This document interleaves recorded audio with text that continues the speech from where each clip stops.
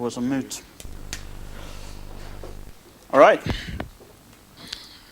So I'll be talking a little bit about Tegra and my and some other people's efforts to try to understand its internal workings, or rather the workings of the user space drivers. So first I'll tell a little bit about who I am. I have about 20 years of graphics programming experience. 10 of those years have been professionally. I used to work at ARM and Phalanx at the Mali driver team, making the drivers that Luke here has been so friendly to try to pick apart. And while doing that, I was involved in the development of the OpenGLES 1.1 and 2.0 standards. I'm a reasonably active open source contributor. My biggest portion of that is for Git, but also the casual patches to some other projects. And I'm an active demo scener, if anyone knows what that is. Unfortunately, no, because they don't. There's a lot of demos for ARM. Oh, I have released lots of demos for ARM. I used to work at ARM. Can you close your jacket? Yeah. On a mic. Ah, sorry.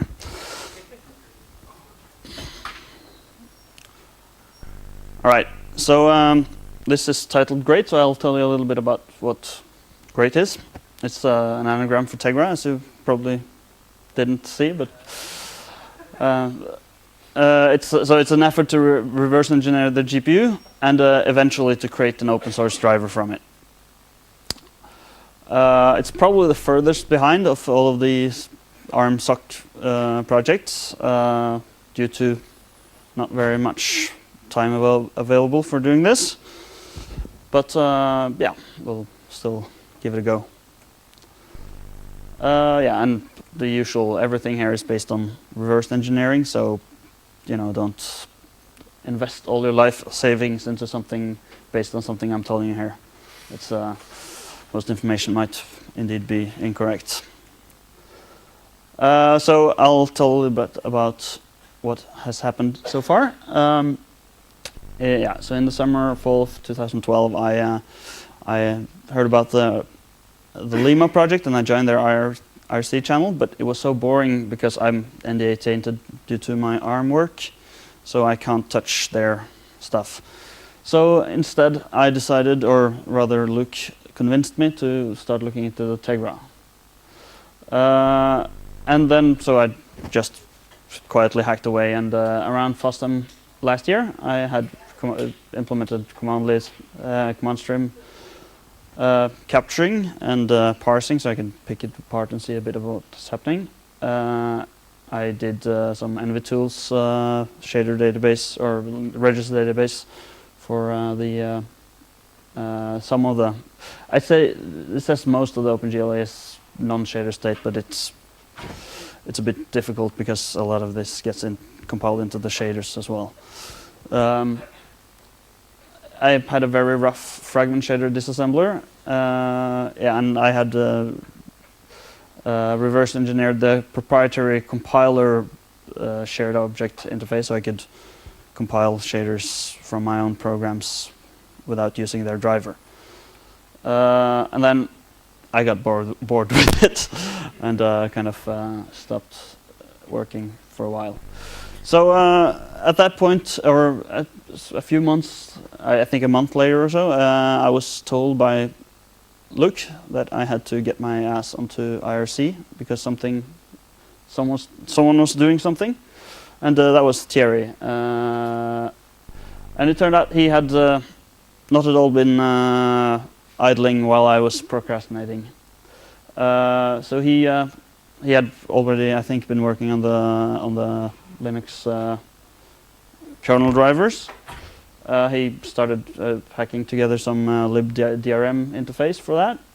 He replayed command streams, and he started on a DDX driver, and he even did some work on Gallium, so for Mesa. And then, yeah, Thierry got hired by NVIDIA. So I'm slowly trying to kind of follow up on what he's doing, but bear in mind that my biggest interest here is the reverse engineering part and not so much the driver development part, because I've already itched that scratch at ARM. So, yeah. But I will, you know, give it a go. But yeah, awesome work, Terry, and more awesome work in the future. He's the one in the green T-shirt back in the back there. Yeah, and also I should mention that Rob Clark, who's doing the Freedrena project, he has also had a little bit of luck at some of the stuff, so helped out a little bit as well. So yeah, the current status as of now. So this was, you know, a year ago. So yeah, I've basically been focusing on the Tegra 2. Tegra 3 and 4 I will mention a little bit about, but it's yeah. So we have command stream dumping. We can replay that and do some basic rendering. Been tampering with a lot of state to kind of confirm suspicions, stuff like that. So we can do, you know, a little bit of stuff there.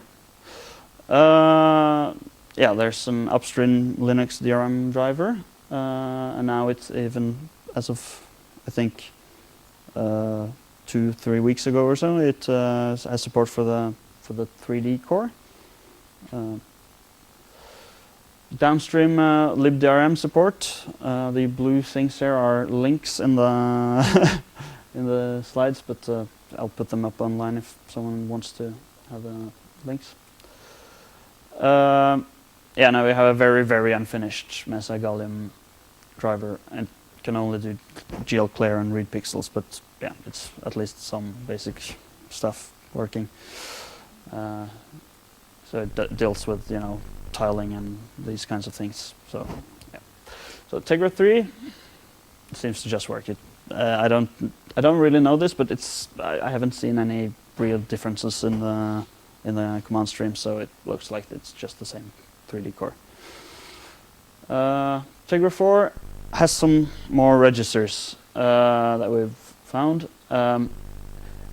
Some of I don't think it's strictly compatible, as in I think the first command streams we didn't replay there, but there has been replayed some command streams on Tegra 4 hardware. So it seems to be roughly compatible. K1, you heard about, those of you who were in the previous talk probably heard a little bit about that. It's Kepler based. It only has the GPU or the 3D core from the Kepler. Rest of the GeForce infrastructure seems to be lacking there. So I have not done any work because yeah, I'm focusing on the 3D core on the Tegra. So that's the one that's being replaced. And yeah, this is something Nouveau will have to deal with, I guess. What?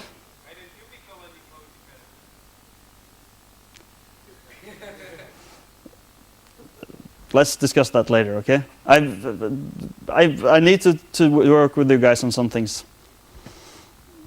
Yeah, so I won't talk anything more about the K1 in this talk. This is just a short summary. All right, so it says demo, but apparently we can't. Yeah, I'm not so good at reading emails, so I missed the detail that I can't connect HDMI equipment to the big screen.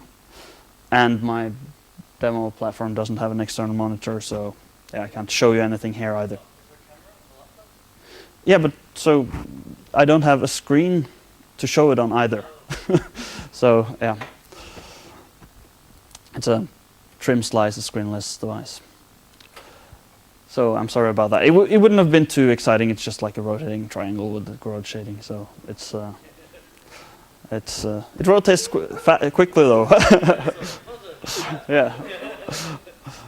So imagine a triangle rotating here, I guess.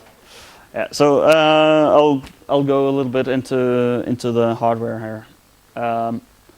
So a short overview of the GPU is it's codename AR20 from NVIDIA. This is deeply found some traces about that deeply down in some code and stuff like that. It's an immediate mode renderer. It consists of at least 3 components. The graphics 2D, 3D core, and then there's also some kind of video system. Encoder or decoder. I don't really know the specs of that. Yeah, the clients are programmed, these components are programmed through something called host1x, which is a DMA engine for writing registers to the GPU, so drives the GPU.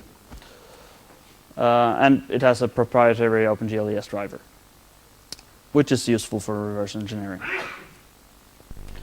Yeah, so the GR2D it's publicly documented. Great. So this means that everything that needs to be doing a DDX driver, for instance, is available. Yeah, you need to sign up and agree to an end user license agreement, but it's not a very strict one. They have source code available for doing some blitz stuff like that. It can do a lot of different things, really. Blitz fills with tiling patterns. It can do tiling or linearly addressed sources or surfaces. It can do stretching, rotating, flipping, but only like 90, so multiples of 90 degrees rotation. Some kind of blending, and coverage sampling, anti-aliasing, resolve, which is quite interesting, I think. It can do ROP3, yeah, lots more. So it can do basically. It's capable of doing all of the 2D operations from OpenGL, so it can do full blending and both with stencil masking and with scissoring and all of these things. So yeah, it's quite capable.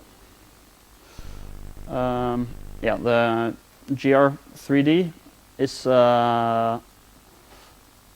yeah, a bit different. It's a non-unified shader, so that it has a separate vertex and shader and vertex and fragment shader ISA. And yeah, it performs blending in the fragment shader rather than fixed function circuits, which means that we need to recompile the shaders all the time. It only has a 16-bit depth buffer, but it seems Tegra 4 added support for 24 bits as well. It has 16 render targets, including depth and stencil, which is quite a lot. But yeah.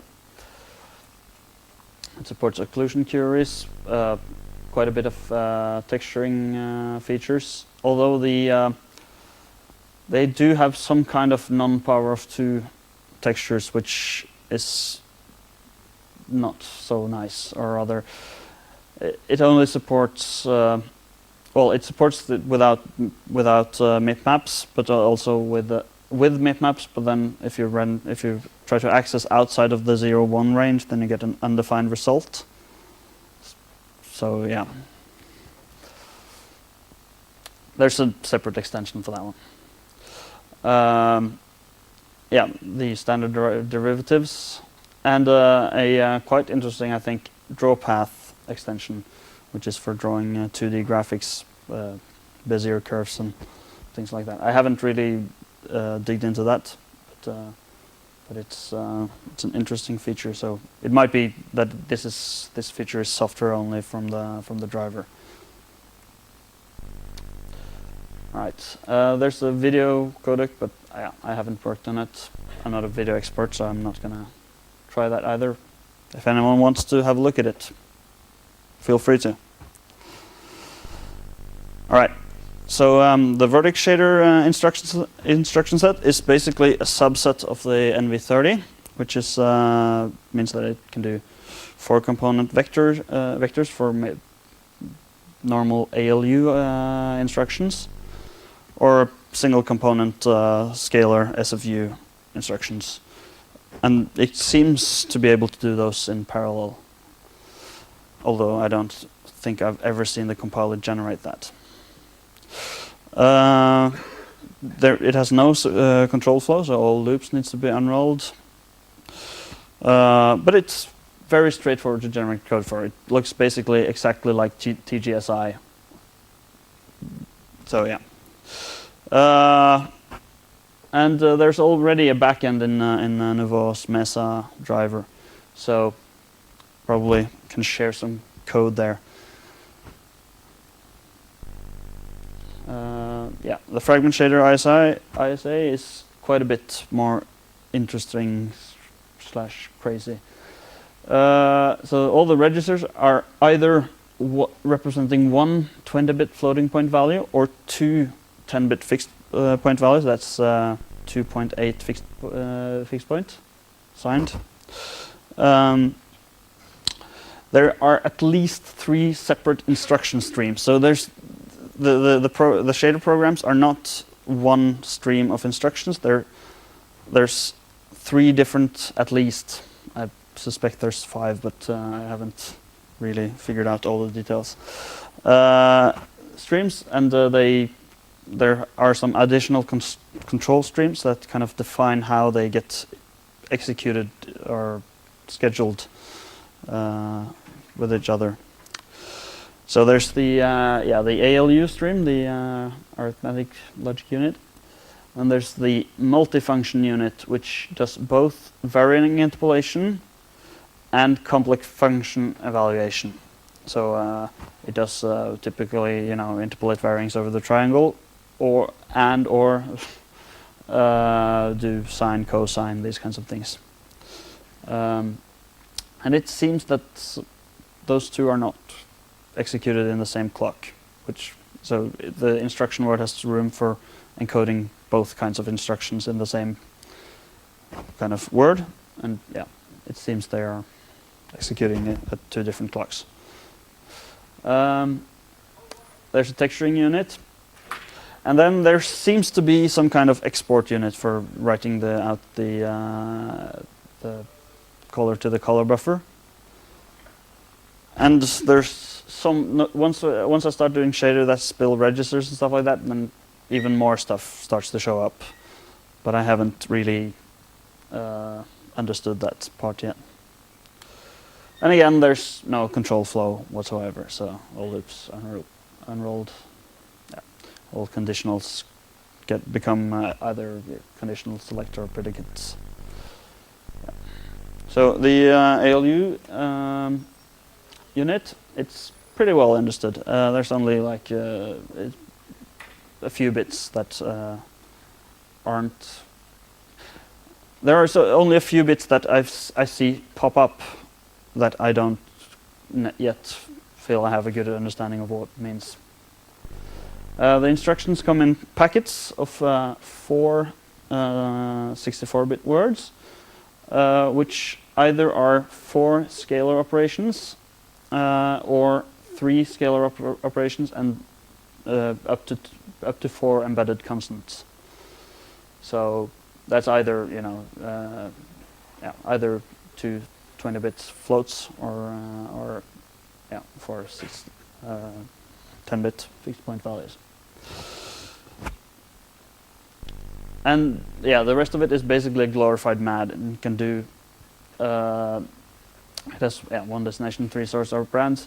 And this is an example for this is the MAD instruction. It has some bits to choose some of the different modes where it squares the C component before doing it, or it changes the order of adding, so it can multiply before it adds, and these kinds of things, or add before it multiplies.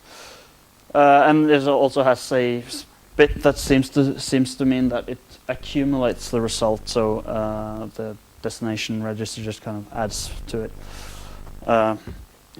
And when it does that, it uses some kind of special accumulation register, it seems. And it also has min, max, and conditional select. And I think, so my understanding so far is that if you change the MAD to min, you still get the C stuff. So it still tries to add C. So it's quite, You just pass 0 in for C instead, so it's no problem. Yeah, and all the ALU instructions have predicate bits, so so there's some condition register that gets set, and it can execute conditionally based on that. Yeah, the results can saturate, the source operands can absolute or negate bits for that. It seems I have some more under here, but I can't see it. Yeah. The multifunction unit is probably based on this paper called a high-performance area-efficient multifunction interpolator, which is an NVIDIA research paper, and it proposes the idea of merging the varying and the complex function evaluator to one unit. So the complex function evaluator part is pretty much understood. It's very simple. It just takes a register and and it writes the destination of the result to the same register as the source, and it does these operations. In typical NVIDIA style, there's two-step trig and also the exponential function. So I haven't studied what the intermediate result is, but it doesn't seem to require any extra values or anything like that. So it might be range reduction or something like that. Yeah, but the varying right is still a mystery. I see which varying it interpolates in each instruction, but I can't figure out which register it writes to. And I've had some friends look at this. Rob Clark also had a look at it, and we still haven't been able to figure it out. It's a mystery. So yeah, if someone else wants to have a look, then that would be awesome. Yeah, the texturing instruction is somewhat understood. It seems the encoding is really simple. It's not entirely clear how it passes the texture coordinates. That's not so much that it's a mystery, but more that I haven't really felt like working too much on that without getting the varyings working, because looking up the same texture coordinate for an entire triangle is extremely little interesting. It's boring. Yeah, but it seems simple. Both lookups of 2D and cube maps compiles down to the exact same binary code. So it seems the hardware deals with all the stuff really. So yeah, there's no need to, for instance, normalize the cube map inputs as some ISAs require. Yeah. And then there's the export instruction that I found which random target it writes to, but the rest just looks like garbage to me so far.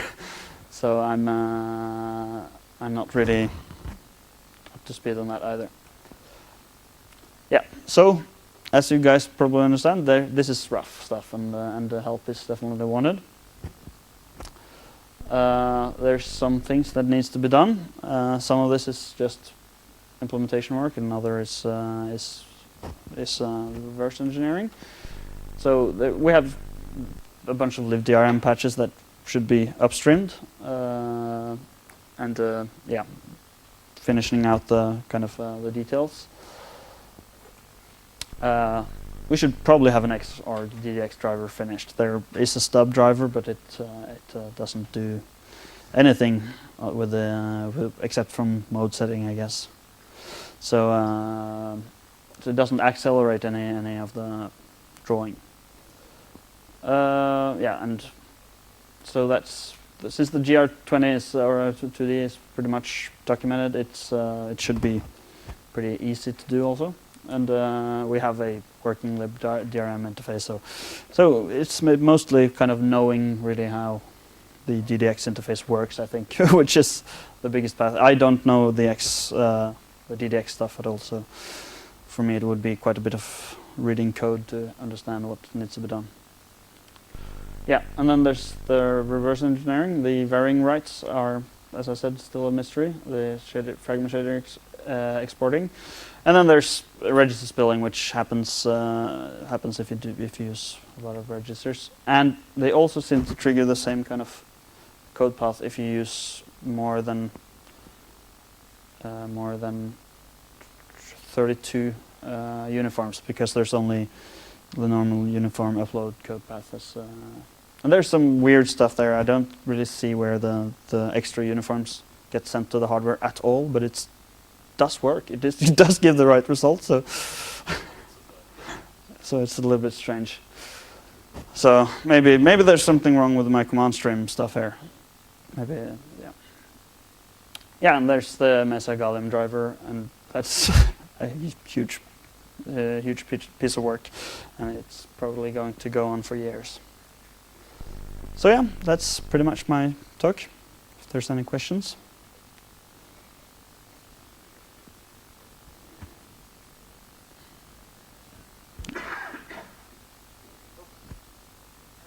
So how does Tegra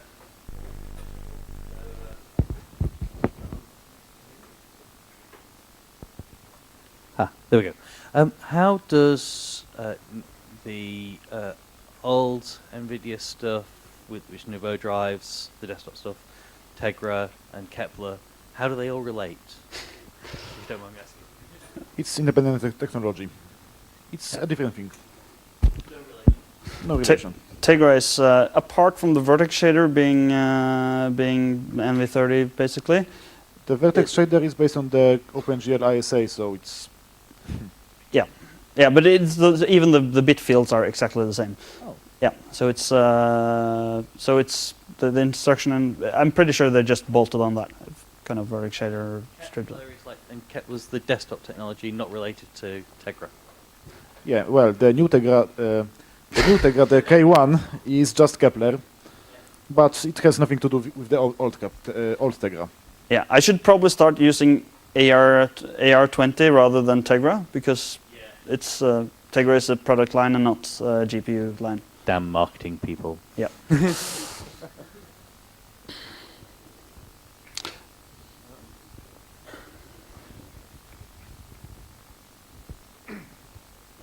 I'll admit I haven't been keeping up to date with what NVIDIA does and does not release.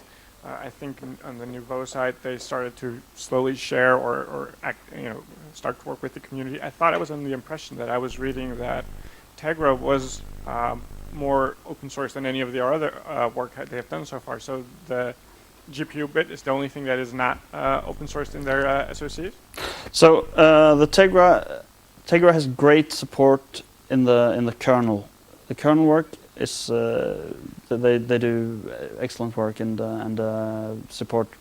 So it's purely user space that is missing right now. User space is missing, and I'm talking a bit to some NVIDIA people, and they're trying to get some agreement to get some information out, but I don't think there's any chance that they will open up their drivers or the documentations. Okay, thank you. Any other questions?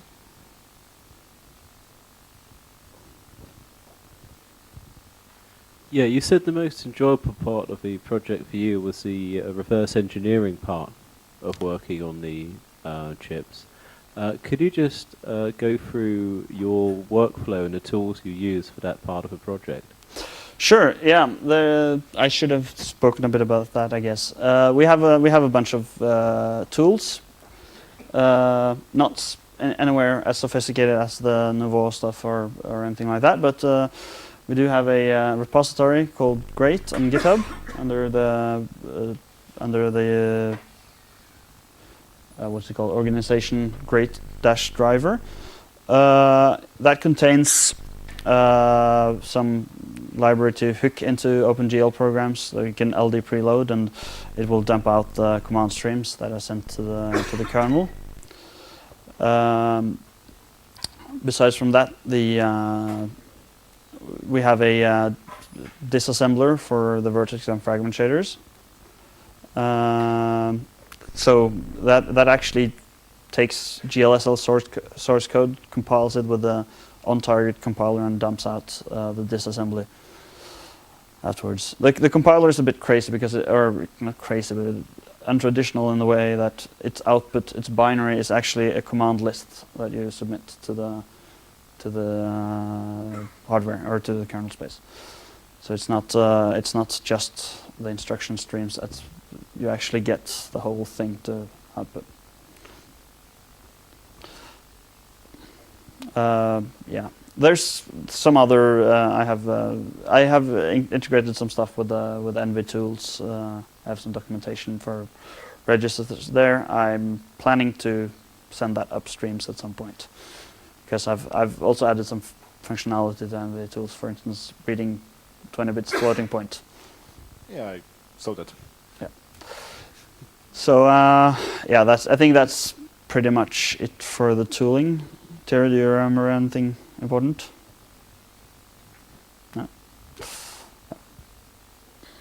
Yeah. So and the workflow is basically writing small OpenGLES programs and looking at what they're doing, what the output is, how it changes when I change the sequence of commands.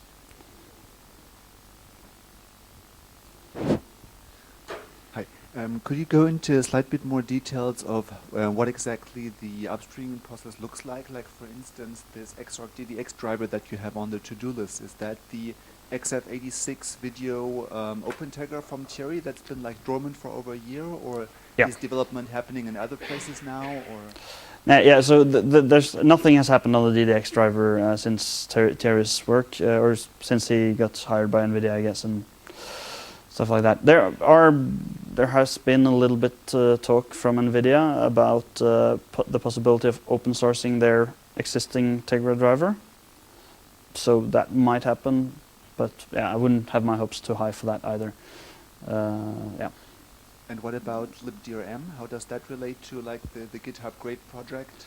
Yeah, so there's currently two different libdrms for Tegra. One that is maintained by someone at NVIDIA for the kernel, for testing the kernel, and then there's another one which is maintained by another guy at NVIDIA or other Thierry. Now I think I'm the one doing the most things, most on that now. So there's the one under the Grate project, which I think is a cleaner approach to it. And the other one has a high-level API that is a little bit too high level, I think, on top of it.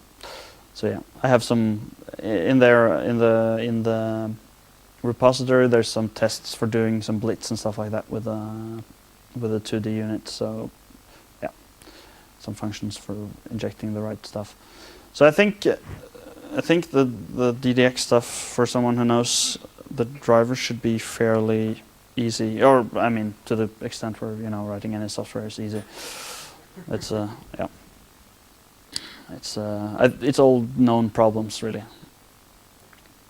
And is that process like waiting on certain design decisions that are in fact waiting on the reverse engineering of some of these open issues to complete, or is that something where people can actually help out, or where you already have like a time frame of when you're going to be done or when it might be available?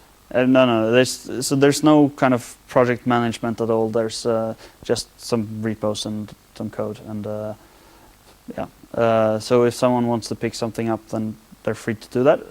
I would appreciate if they let me know that they're working on it, so I'm not spending time on something. But apart from that, yeah, there's basically me and yeah, there's basically just me doing something right now. Yeah.